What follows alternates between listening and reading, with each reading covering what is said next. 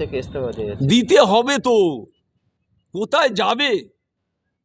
চুরি তো করেছে, তা কোথায় যাবে? নুকুতি হবে তো মুখটা। হাজার হাজার কোটি টাকা দুর্নীতি করেছে, লক্ষ লক্ষ কোটি টাকা ওর কাছে আছে। কবার পৌরসভার মেয়র হয়েছে। ও তোলা তুলেছে যেমন, মানুষের কাছ তুলেছে তেমন ঘুষ। কতগুলো এবারে ক্যান্ডিডেট করার জন্যে কোটি কোটি টাকা ওই আইপ্যাকের নাম করে ববি হাকিমদের মতো নেতারা টাকা তুলেছে।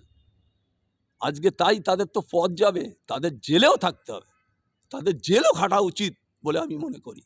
এই ববি হাকিম হচ্ছে সব থেকে কালপিট, বাংলার সব থেকে মুসলমানদের মানে কালপিট হচ্ছে ববি হাকিম।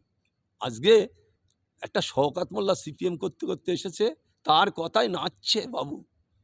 আবার তার কিছু চেলা আছে, 12-13টা 14টা চেলা আছে, তারা সারা রাজ্যে টাকা তোলার জন্য ববি হাকিমের নাম করে টাকা তোলে, আর টাকা তুলে তার কাছে জমা দিয়ে আসে।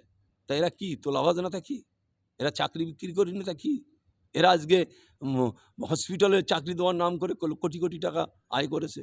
আজকে প্রাইমারি স্কুলে চাকরি দেওয়ার নাম করে কোটি কোটি টাকা আয় করেছে।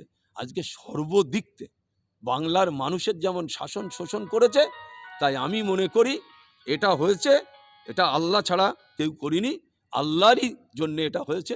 এটা শেষ হওয়ার দরকার ছিল, শেষ হয়েছে।